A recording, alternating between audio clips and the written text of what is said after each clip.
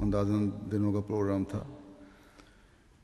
وہ یہی سمجھتے تھے کہ شاید میرا جماعتی جائزے کا دورہ ہوگا یا کچھ سیر کا شاید دورہ ہو. تو یہاں جانے سے پہلے امیر صاحب اسپین کا پیغام آیا کہ ان دنوں میں جلسہ بھی ہے جو پہلے سے مقرر شدہ ہے، اور جلسے سے 1-2 دن پہلے آپ آ رہے ہیں. اگر جلسے میں شمولیت ان دنوں میں مشکل ہو جائے فوری طور پہ تو جلسے کو 1 ہفتے آگے کر لیا جائے.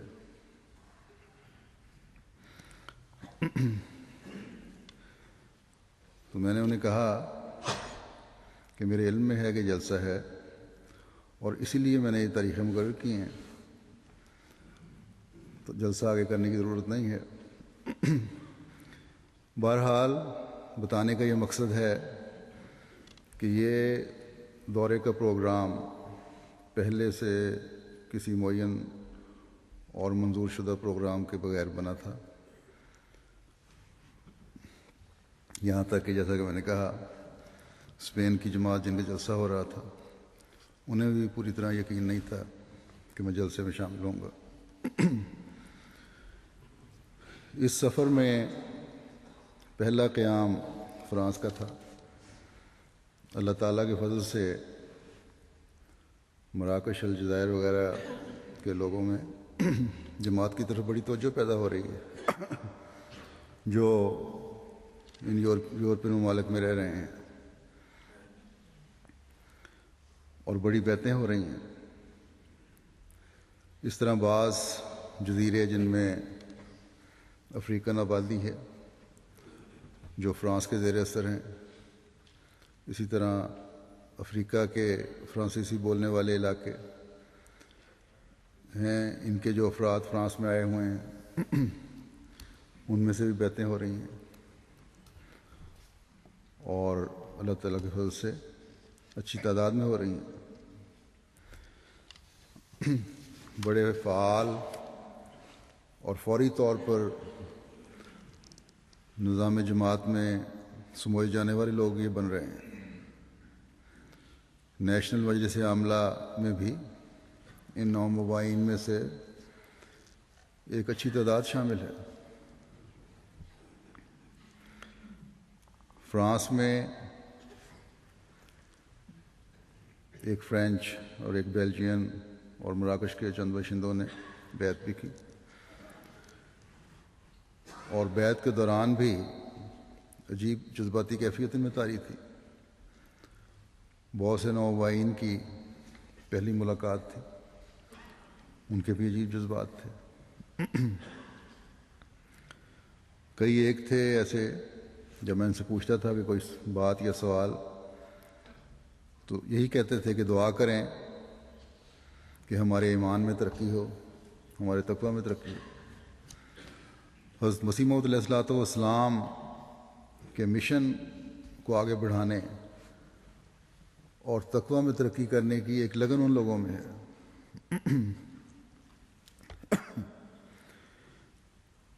خلافت سے وفا کے تعلق کا اظہار بھی وہ کرتے تھے، اور ان کی آنکھوں اور حرکات سے بھی نظر آتا تھا، اور اس کا بیان کرنا بہت مشکل ہے جو ان کے جذبات تھے. رپورٹیں شائع ہوں گی، ان میں آپ پڑھ لیں گے یا پڑھ بھی لی ہوں. لیکن ان نومبائین کی حالت کو میرے خیال میں بیان کرنا مشکل ہے، اور صرف فرانس میں ہی نہیں،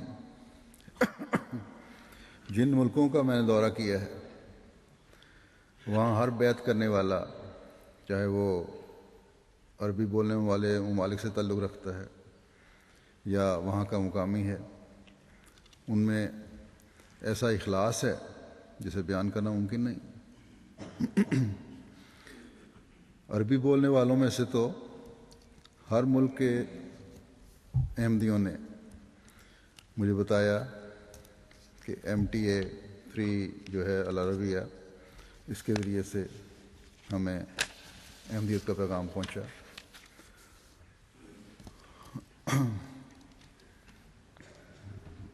پھر یہ کہ ہم نے دعا کی یہ پیغام سن کر تو اللہ تعالیٰ نے ہماری رہنمائی فرمائی۔ بعض ایسے بھی تھے جن کو خدا تعالیٰ نے خوابوں کے ذریعے خود رہنمائی فرمائی، اور انہوں نے حضرت مسیح موعود علیہ الصلوۃ والسلام یا کسی خلیفہ کو خود خواب میں دیکھا۔ MTA العربیہ کا میں نے کہا ہے تو جب بھی وہ لوگ اس کا ذکر کرتے تھے تو نام بنام MTA فری العربیہ کی ٹیم کے افراد کو دعائیں دیتے تھے، خاص طور پہ وہ افراد جو سوال جواب کی مجلس میں آتے ہیں، الحوار المباشر کی۔ اللہ تعالیٰ ان تمام دوستوں کو جزا دے اور ان کے ایمان و یقین اور اخلاص میں اضافہ کرے، جو حضرت مسیح موعود علیہ الصلوۃ والسلام کا پیغام پہنچانے میں دن رات مصروف ہیں۔ اسی طرح MTA کے دوسرے چینلز بھی ہیں جن کے بھی تمام کارکنان کو اللہ تعالیٰ جزا دے، جو سامنے تو نہیں آتے لیکن اسکرین کے پیچھے غیر معمولی خدمات سر انجام دے رہے ہیں۔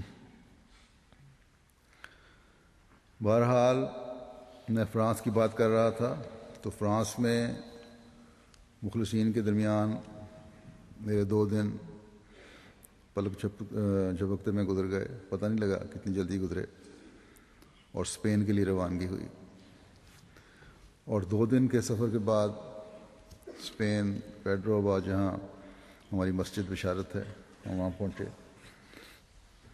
وہیں 2 دن کے بعد جلسہ بھی شروع ہونا تھا، احباب جمع ہوئے تھے،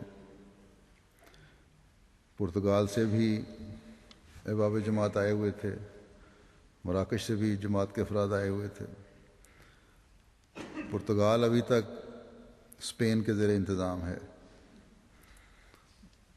اس لحاظ سے کہ اسپین کے مشنری انچارج جو ہیں وہی پرتگال کی جماعت کو بھی سنبھالتے ہیں، تھے اب تک۔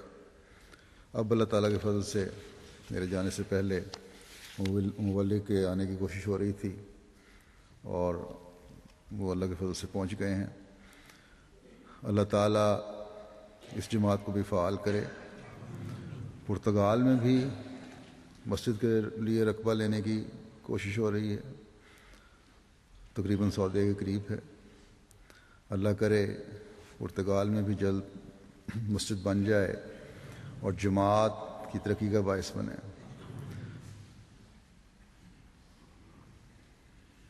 پرتگال میں بھی مختلف ممالک سے آئے ہوئے لوگوں کی ایسی بڑی تعداد ہے جو مذہب میں دلچسپی رکھنے والی ہے، اور وہاں خاصی تعداد میں بیعتیں ہوئی بھی ہیں، لیکن سنبھالنے کے لیے اور مزید تبلیغ کے لیے مسجد بہت ضروری ہے، اور مسجد بننے سے انشاءاللہ تعالی مقامی لوگوں میں بھی امید ہے تبلیغ کا میدان کھلے گا۔ اللہ تعالیٰ وہاں جو نئے مبلغ گئے ہیں ان کو بھی توفیق دے کہ وہ صحیح طور پر کام کر سکیں۔ اسی طرح مراکش کی جماعت کے صدر صاحب بھی بعض افراد کے ساتھ آئے ہوئے تھے۔ اسپین کے قریب ہونے کی وجہ سے شروع میں اسپین کے ذریعے سے وہاں جماعت قائم کی گئی تھی۔ اب ماشاءاللہ یہ جماعت بھی ترقی کی طرف بڑھنے والی جماعت ہے، اخلاص و وفا میں بڑھ رہی ہے۔ اسی طرح اسپین میں بھی عربی بولنے والے احمدیوں کی تعداد میں اضافہ ہوا ہے، یہاں بھی چند بیعتیں ہوئیں اور دوستی بیعت کا بھی پروگرام بنا۔ اللہ تعالیٰ ان سب کے ایمان و یقین میں برکت ڈالے، ترقی عطا فرمائے۔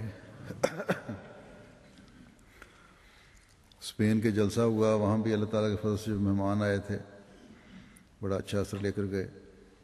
بعض نے بعد میں ملاقات کی مجھ سے اور اپنے تاثرات کا اظہار کیا۔